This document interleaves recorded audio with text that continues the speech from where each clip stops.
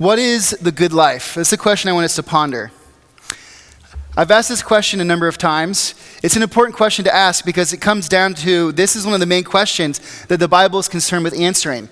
So to answer this question, I thought I would ask ChatGPT. I think I've done this once before. If those of you who know, ChatGPT is one of the free AIs out there. So this is artificial intelligence answering the question. So I said, what is the good life? And this is what it told me. The concept of the good life can vary greatly from person to person and culture to culture. Generally, it refers to a life that is fulfilling, meaningful, and satisfying according to an individual's values, goals, and aspirations. For some, the good life may be characterized by material wealth, success, achievement in their chosen career or endeavors. For others, it may involve strong relationships with family and friends, good health, personal growth, and a sense of inner peace and contentment. Ultimately, the good life is about finding a balance and harmony between various aspects of life, including physical, emotional, social, and spiritual well-being, and living authentically according to one's own values and beliefs. It's a deeply personal journey that involves self-reflection, exploration, and sometimes reevaluation of priorities along the way. So if you notice, the way ChatGPT works is it's been given a bunch of information and it analyzes it and it just spits out answers. So the cultural definition of the good life is basically you make your own journey. It's very personal and it requires your own self-reflection and your own evaluation. Now, I think this is confirmed whenever I looked on TikTok for the good life, and this is some of the things I heard in some videos. So somebody said, I heard things from to be fully human, getting thrown out of the nest to fly. So being the good life is just living, I guess. To looking for something more, a life spent using your unique gifts for the benefit of others. So that's almost completely opposite. Also, I heard something about, it's not about what your life adds up to in the end, but it's about what you're counting along the way. All right? And then the last one I heard is to have challenges worthy of our time and to be fulfilled working hard along the way. All right, so this is just an example to show you that the good life is very specific. And what it comes down to is, what is my truth? What is our truth? What is your truth versus my truth? We all got to pick what the good life is, according to our culture. But this is the question we need to ask. Is this really it? If we lived a good life according to this advice, would it be good in the end? Are there other possibilities that don't involve our input and our personal convictions? That's the question. Is the good life something outside of us? I think it turns out that there is another option, and it's what we're going to talk about today. So we're going to take out your Bibles and turn to John chapter 17, verses 6 through 9. John 17, verses 6 through 9. I don't have a pew Bible to even look. It will be on the screen, so you can just follow along. John 17, 6 through 9 is where we're going to be looking today. Before we get there, though, we need to establish something. We need to establish this, that humans have been looking for the good life for all of time. This isn't a new endeavor. It's something that we've always pursued. I think it's actually something that makes us unique. For example, Martha Stewart, apparently, is this going to work? I might need you to do it, Gavin. Okay, here we go. Martha Stewart has written a book called Living the Good Long Life. All right? Now, I don't know if you're going to take advice from Martha Stewart about living a good life. I don't know if that's a good idea. She's written a book. Some of you are probably like, I don't even know who Martha Stewart is. I'll be honest, I don't really know who she is either. I know her name. I feel like she might have gotten in trouble in the 90s for insider trading maybe or something. And then maybe she had cookbooks before that. I don't know. But anyway, she's got a book. I could give you this book and you could decide to read it. You don't have to read it. I probably wouldn't read it. You could read it and you could decide if you like the ideas about the good long life, according to Martha Stewart. All right? Now, I could give this book also to my dog. Now, if I give this book to my dog, we're lucky. He would probably smell it and then walk away. I know some of you maybe aren't so lucky with your dogs and books. But he's not going to read it and be like, I wonder if I should listen to Martha Stewart's advice on the good life. But we can, because we are humans and we have this ability to explore ideas. It's something that humans have been doing for all of time. Now, in the olden days, there was a word for this called wisdom. And we've dug up books about wisdom from long, long ago. And we just happen to have read from one of those books today. So let's take a look here. Thanks, Gavin. Psalm 1:1-3. Blessed is the one who does not walk in step with the wicked, or stand in the way that sinners take, or sit in the company of mockers, but whose delight is in the law of the Lord, and whose meditates on his law day and night, or meditates on his law day and night. That person is like a tree planted by streams of water, which yields its fruit in season, and whose leaf does not wither, whatever they do prospers. All right, so this is the first opening verses of Psalm 1. Now, this is what we need to know about the book of Psalms. It's a song book, all right? So here's a song book. Now, our song book, if you look through it, it's organized in 4 categories. So the first category is God's love for us, our love for God, our love for the family of God, and our love for others, all right? So that's the way the book's organized. Now, there was people who said, okay, there's all these songs out there. We're going to put them together, and we're going to put them in these categories. The book of Psalms is very similar. Somebody has taken all of these songs from ancient Israel, and they put them into 4 books. And they picked Psalm 1 to be first, because it's about the good life. Let's go back, or I'll just look, don't worry about going back, Gavin. I'll just pull it up on here.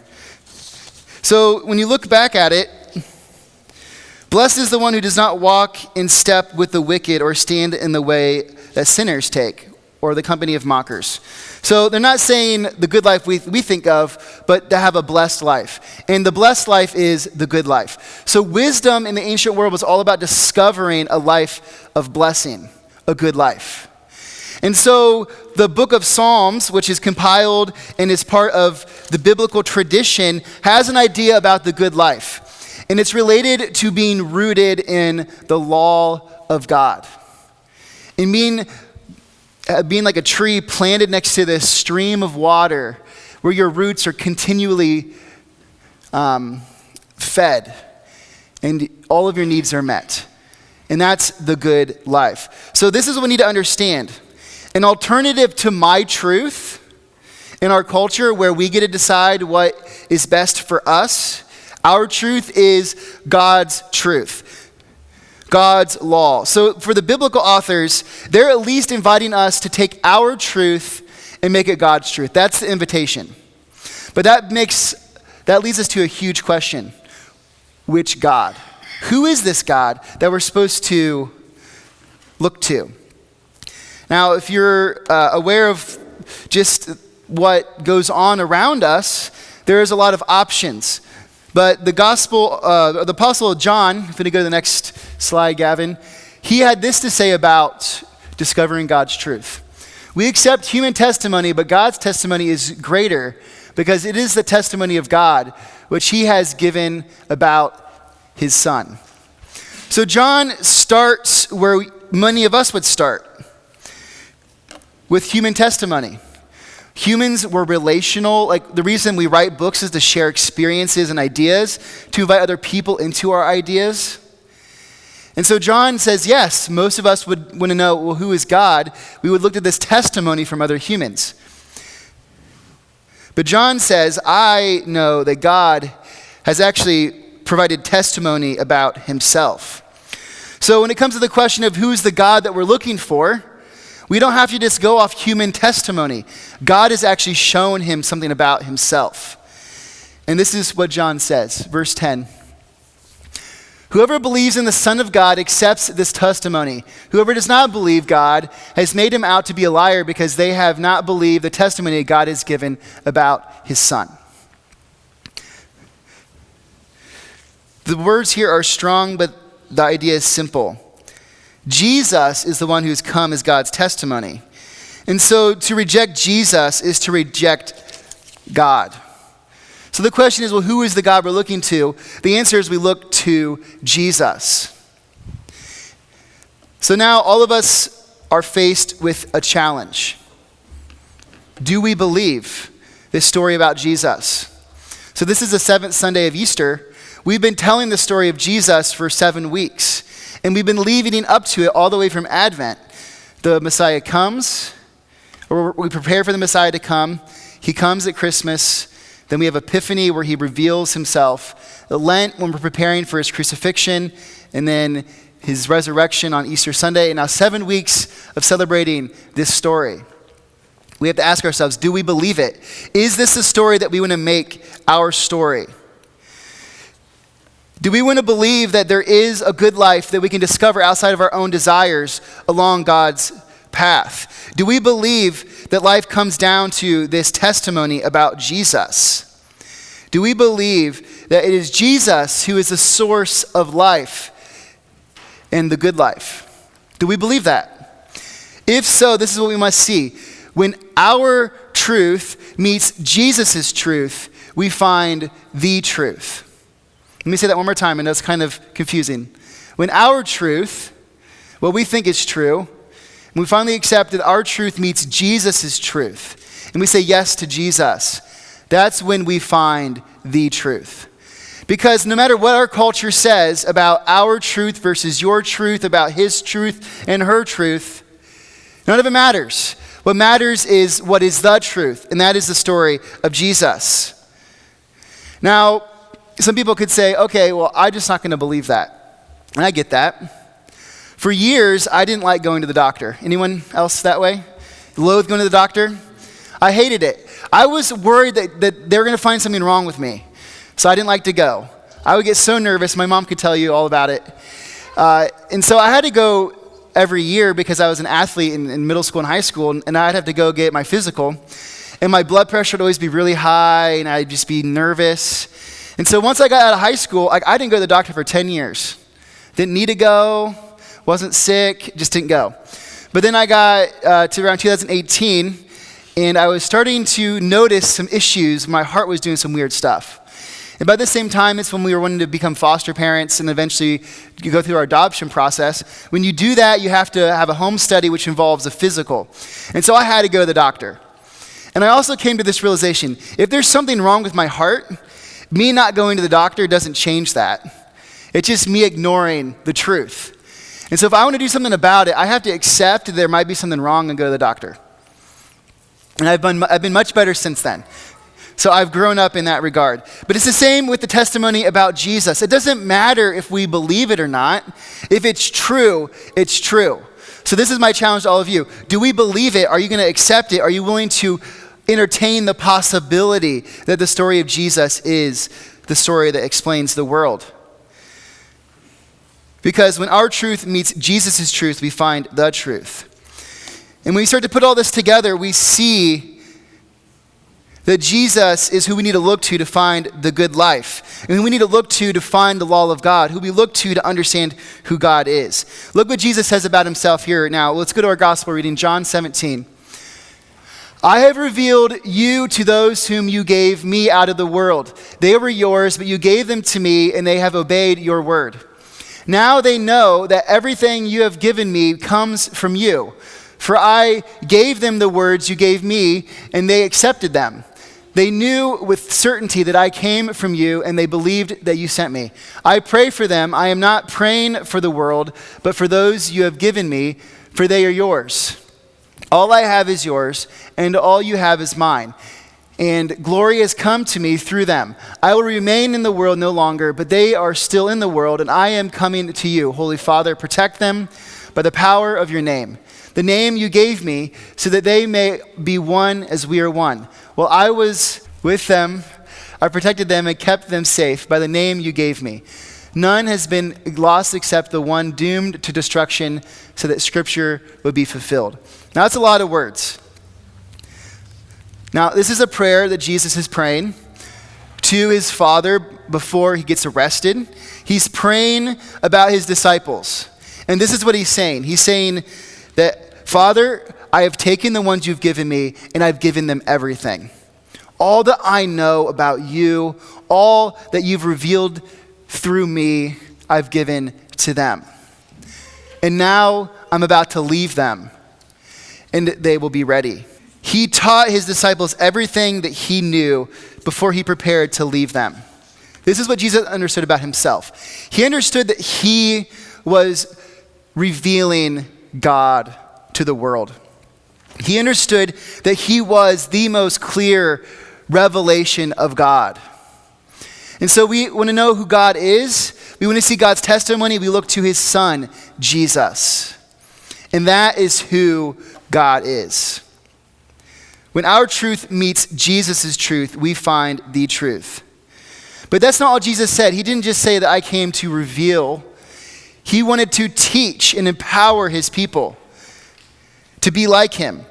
It was his goal to make his followers into people who lived like he lived. So this is when we learn the wise life.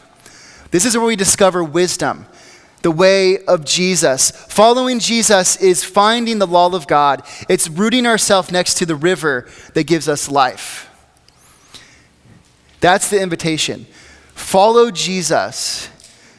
Live the way of Jesus, and you will find life. You will find the good life. When our truth meets Jesus' truth, we find the truth. And so look out, this is how Jesus sums it up, verse 13.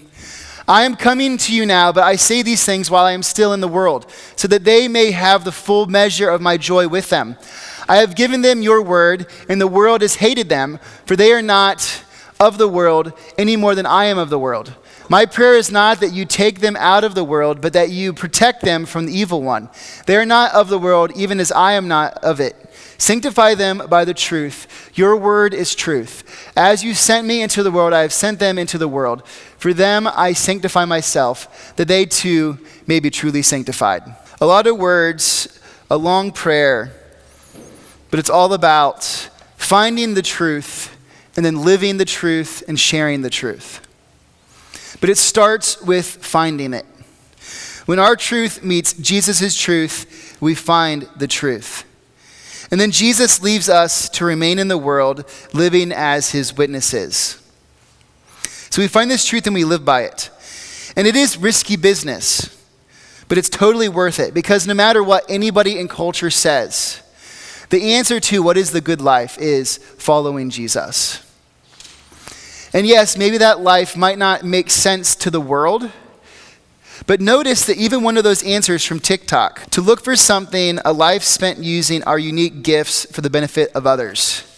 You're not going to find much of that in Plato or Aristotle and Karl Marx. And if you do, it's because they heard it from Jesus. Maybe not Aristotle, okay? But listen, Aristotle's ideas were not liked in his time. And Plato. Specifically, also Socrates, all those guys, they weren't liked. They were kind of weirdos. And then Jesus comes along, and his ideas reshape the world. When it's not about us, it's about others. It's about living love. It's about loving others. And that's Jesus. It's the good life. So in this final week of Easter, we're anticipating Pentecost next week. So we have this one more week of the reminder to look to the story of Jesus to find truth, and then to prepare to share it. When our truth meets Jesus' truth, we find the truth. Now today's confirmation. So with confirmation, what we're inviting these students into is to say yes to this story of Jesus. They're going to stand before us today and they're going to bear witness to this commitment. So confirmation is a moment of committing to the truth of Jesus. I say it's a moment because it's not the moment. It's not just one moment. We need to say yes to Jesus every day. It's an everyday decision to say yes, to leave behind our life and to live the life that he has invited us to live. It's an everyday decision to say yes to his truth. For the students, though, that this is a moment when they're standing before all of you to do that. Now, for all of us, we must ground our life in this truth every day. We must root ourselves in the way of Jesus. And the best way to do that is, one, through regular worship that sets the rhythm of your life, weekly, every week, but then daily prayer and scripture reading. Those three things together will root you in that river of life. That is the way of Jesus. When our truth meets Jesus' truth, we find the truth. So may we seek out this truth and may we find it.